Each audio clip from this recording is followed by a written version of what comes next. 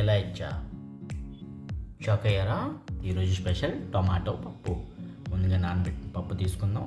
Tomato, మిర్చి, కరివేపాకు, water, turmeric, oil వేసేసి కొద్దిగా కలుపుకొని విజిల్ పెట్టుకుందాం. ఆఫ్టర్ 4 విజిల్స్ ఒకసారి ఓపెన్ చేసి చూద్దాం. ఇప్పుడు మనం కడాయి పెట్టుకుందాం.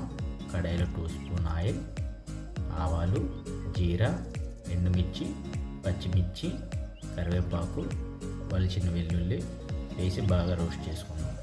కొద్దిగా పసుపు, ఆనియన్ బాగా వేసి కాల్చుకుందాం.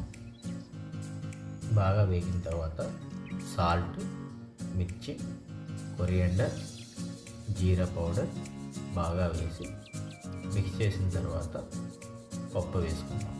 తర్వాత కొద్దిగా టామరిన్ వేసుకుందాం.